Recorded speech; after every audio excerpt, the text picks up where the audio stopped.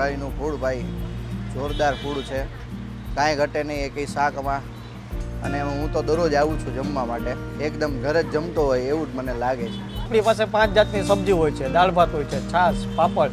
એમાં 40 રૂપિયાની પ્લેટ આવે છે. જમવામાં આપણે 2 સબ્જી આપી છે, 4 રોટલી અથવા પૂરી લઈ તો પૂરી 8 આપી છે, 2 સબ્જી અને પાર્સલમાં 1 સબ્જી આપણે આપી છે. એ ફૂલ આવે. ફેમિલીમાં જ છો બધા? હા, બધા ફેમિલીમાં.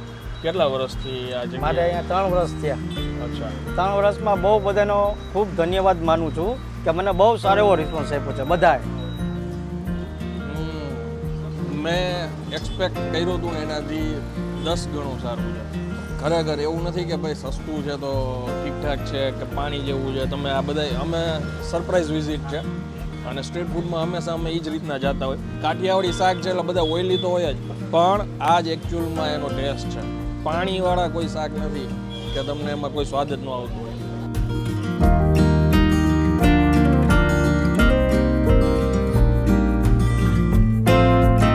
તો ફરી એકવાર તમારા માટે એક નવો વિડીયો લઈને આવી ગયો છું ને હું છું અત્યારે રાજકોટ સિટીમાં રૈયા રોડ ઉપર અત્યારે છું. બંસી પૂરી શાકમાં આવ્યો છું, જ્યાં માત્ર 40 રૂપિયામાં એ લોકો 2 પ્રકારના શાક, 8 પૂરી અથવા જો રોટલી શાક જમવો હોય 4 રોટલી 2 પ્રકારના શાક આ 40 રૂપિયામાં જમાડે છે. હવે જાજી વાર નહીં કરીએ, એડ્રેસ પરફેક્ટ એમની પાસેથી જાણીએ અને પછી આગળ તમને ટેસ્ટ કરીને જણાવીએ. ચાલો શરૂ કરીએ. કેમ છો સાહેબ, મજામાં? આનંદભાઈ બસ ફર્સ્ટ ક્લાસ. સાહેબ આ જગ્યાએ કોઈને આવવું હોય તો પરફેક્ટ લોકેશન? આપણે રૈયા ચોકડી જનતા ડેરીની બાજુમાં, ઓકે. સેલેસ હોસ્પિટલની સામે એક્ઝેક્ટ.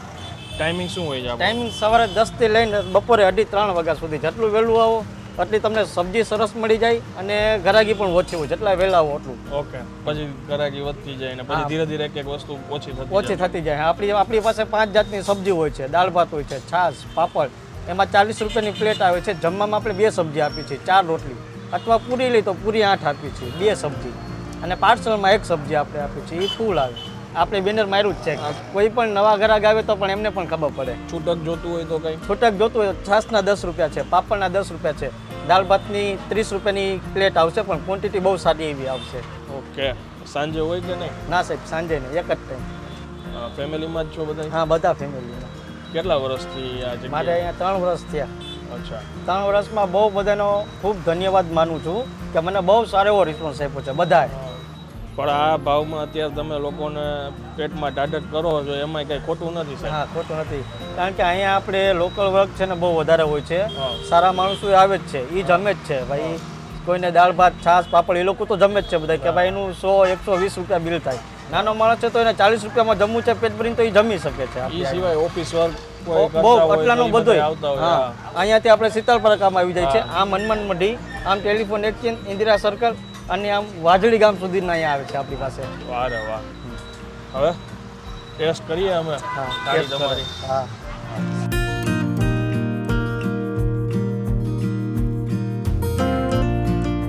ભાઈએ જમવાનું તો બધું અહીંયા રાખી દીધું છે અને જે રેગ્યુલર શાક છે ને એ એમનું આ સેવ ટમેટા, રસાવાળા બટેટા અને સૂકી ભાજી, આ ત્રણેય શાક છે ને રેગ્યુલર હોય છે. કઠોળ અને લીલોતરી હંમેશા રોજ ફરતા હોય છે. અને આ દાળ ભાત, છાશ, પાપડ આના એક્સ્ટ્રા રૂપિયા છે. 10 રૂપિયાની છાશની થેલી છે, મસાલાવાળી છાશ આવે છે. આપણે એક રોટલી ને એક પૂરી લીધી છે ટેસ્ટ કરવા માટે. બગાડ ન થાય ને એટલે આપણે જોતું હતું એટલું આપણી થાળીમાં લઈ લીધું છે. સૂકી ભાજી એમની છે ને એકદમ તડકતી ભડકતી દેખાય છે, એટલે પહેલાં ત્યાંથી આપણે શરૂઆત કરીએ.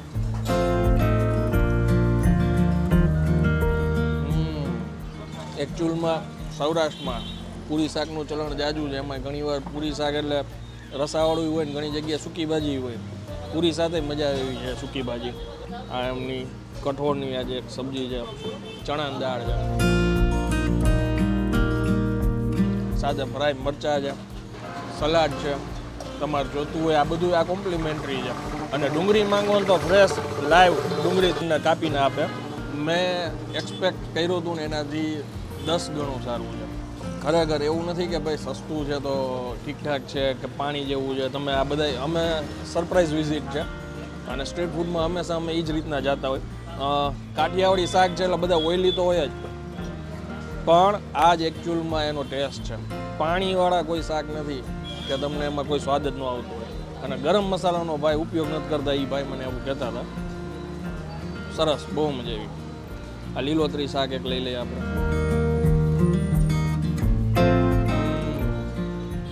બહુ સરસ હો ભાઈ, એક કંઈ શાક એવા નથી કે નો ભાઈ. બોલો પૂરી સાથે આપણે છે ને રસાવાળા બટેટા લઈ.